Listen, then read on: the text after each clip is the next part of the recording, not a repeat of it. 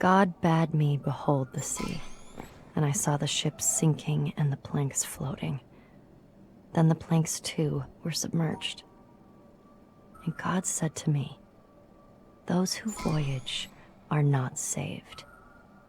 And he said to me, those who, instead of voyaging, cast themselves into the sea, take a risk.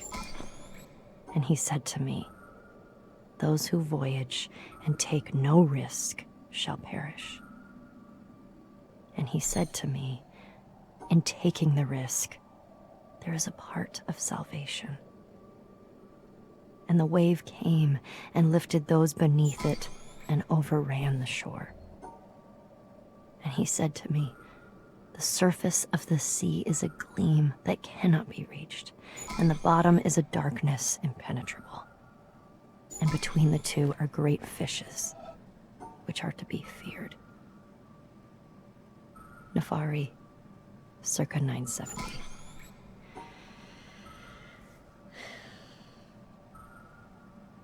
What? I'm going to the store. Do you want a sandwich or something? You've been standing there for like an hour. I didn't want to interrupt. And I don't like sandwiches. Have you ever seen me with a sandwich? Why would you think I want a sandwich? Sorry. No, I need some sleep. It's okay. We're all working hard. I just want to read it right. We're going to be hearing this a lot of times. Every little thing matters because it gets so multiplied. It's good. It's already good. Thanks. Yeah.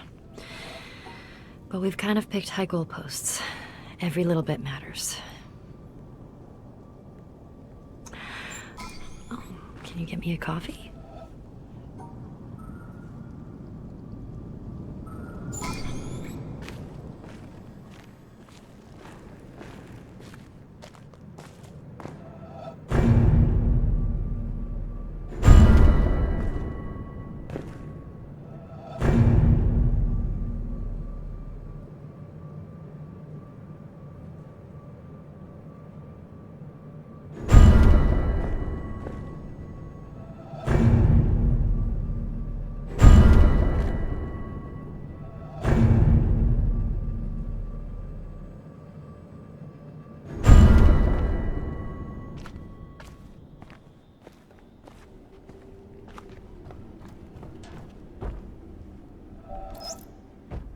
Reading these well, picking the right takes, placing them. Yeah, I don't think it pays to be too neat. We want to leave some traces of us for the intrepid to find. What do you mean? Any visitor to that island is going to hear quite a lot of us, if they look around. Oh yeah, no, sure, but I mean, showing what's happening behind the scenes a little bit to ensure we keep some authenticity. Because if we get too concerned with saying a bunch of wise things in the least personally revealing way, then we're basically putting up a front, in danger of it becoming a false front. It's a slippery slope, and you know how easily we could slide into pomposity. I mean, nobody wants that, but would we notice if it happened? Or are we too close to the project? Look, I just think if we include some of our interactions, show that we aren't these transcendent, perfect beings, that we get stuck sometimes. We get into arguments or get depressed. Then at least it's not a false front. At least we're not hiding. Authenticity is good, yes, but you can find human drama anywhere. I mean, we're drowning in it from day to day. We're supposed to be building a quiet environment away from drama, not celebrating it. Look, these are objects of contemplation. These are about focus and clarity. We agreed at the outset. Yeah, I know. And I don't want to change any of that. Just a little added twist, you know? Tucked away deep. It doesn't have to be drama. It's just reality. Reality. So what? We should record a meeting and stick it in? Maybe. But we already have some good stuff.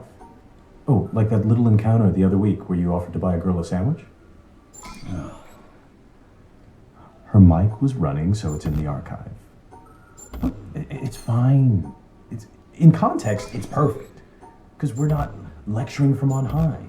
These recordings are part of an endeavor built by human beings. And they aspire to truth with a capital T. But we also have to remember that they cannot actually get there. We should be clear to the... It's just the new teapot beeping. It boils fast, but that beep bothers me.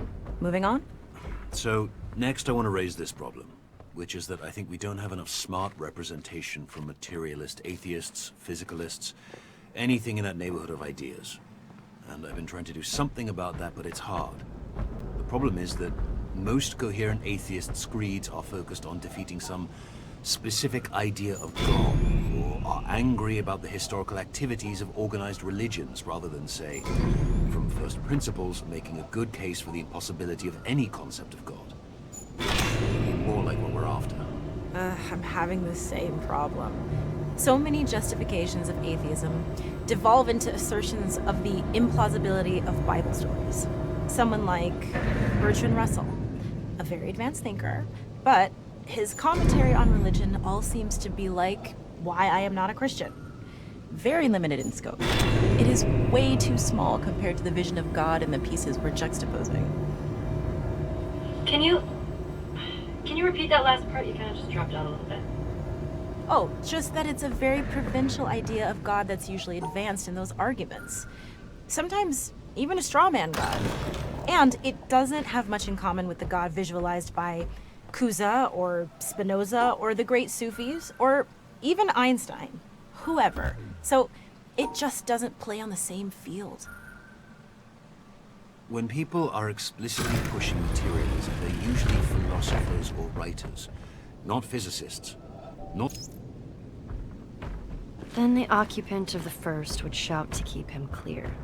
And if the other did not hear the first time, nor even when called 3 times, bad language would inevitably follow. In the first case, there was no anger, and in the second, there was. Because in the first case, the boat was empty, and in the second, it was occupied. And so it is with man.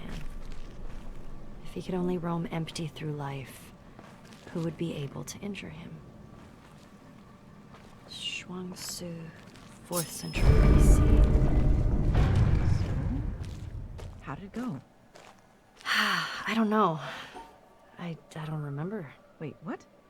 No, it's not, it's normal for me. I never remember my dreams. If I try right when I wake up, I can just barely remember fragments. Later in the day, even 20 minutes later, those fragments are gone. Unless I wrote them down.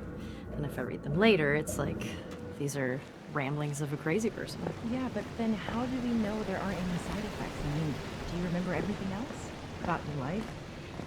It's fine. I mean, we're just doing suppression, not lobotomies. I mean, everything is still there.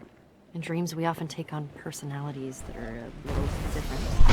We forget details of our waking life and remember fictions in their place. How does that happen? Well, we're just using... I cannot understand why we idle discussing religion.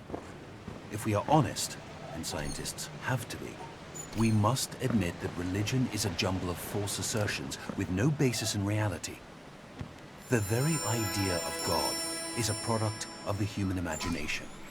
It is quite understandable why primitive people, who were so much more exposed to the overpowering forces of nature than we are today, should have personified these forces in fear and trembling. But nowadays, when we understand so many natural processes, we have no need for such solutions. I can't, for the life of me, see how the postulate of an almighty God helps us in any way. What I do see is that this assumption leads to such unproductive questions as to why God allows so much misery and injustice, the exploitation of the poor by the rich, and all the other horrors he might have prevented. If religion is still being taught, It is by no means because its ideas still convince us, but simply because some of us want to keep the lower classes quiet. Quiet people are much easier to govern than clamorous and dissatisfied ones. They are also much easier to exploit.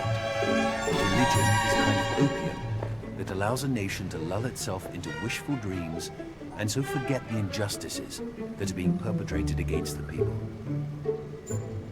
Paul Dirac, 1927, as related by Werner Heisenberg. So, you see what I'm saying here? Yep, this one doesn't fit either. How would you characterize the way in which it doesn't fit? Well, it's about arguing. And it's about being greatly disturbed by issues that are relatively small. It's not even high. It's not about ultimate truth, not really. It's mostly about what some stupid people are doing that is wrong compared to what I am doing that is right. But Paul Dirac was definitely a truth seeker, in the domain of physics at least. Yeah, but I don't feel that attitude in this piece at all. If a belief is just formed in opposition to other beliefs, it can't be fundamental. It can't be a fact. But, you know, where he says the thing about natural processes, he starts to outline an actual philosophy. Interesting. There's something that could stand on its own. That it isn't just rejection and opposition. And then he drops it. Well, this isn't the atheist manifesto we need. I'll keep looking. You know, at one point Dirac also wrote this. One could perhaps describe the situation by saying that God is a mathematician of a very high order, and he used very advanced mathematics in constructing the universe. I think he meant God in an Einstein kind of way. He said that? Same guy. Same guy. Later in life, though. People are strange. Scientists are stranger. Yes, they are.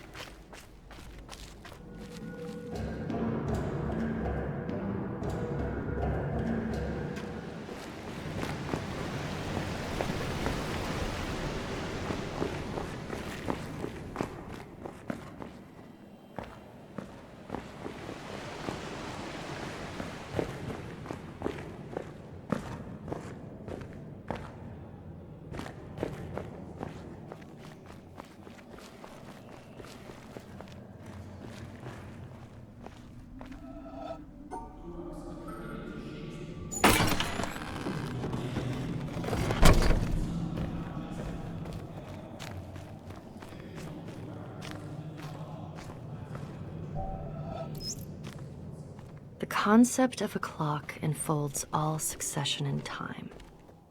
In the concept, the 6th hour is not earlier than the 7th or 8th, although the clock never strikes the hour, save when the concept biddeth. Nicholas of Cusa, 1450. Fine. Yeah. Well, I have some ideas about it, and I just wanted to give it a try. See how it goes? Next thing I know, you'll be taking over all the Kuza pieces. What kind of idea? I don't know. Subconscious drives, right? Like, with anything creative. Did you feel this way before your trip to the island, or after? Well, I think after. Yeah, mostly after. I had a seed of it. I thought my voyage had come to its end, at the last limit of my power. That the path before me was closed, provisions exhausted, and the time come to take shelter in silent obscurity. But I find that thy Michelangelo.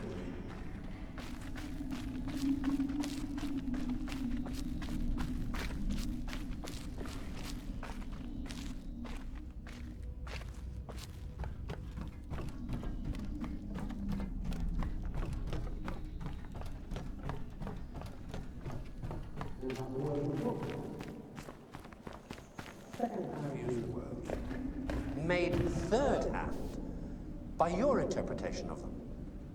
Things like that. As opposed to this. Know what it is? It's a bunch of amino acids. Stuff that goes to build up a worm or a geranium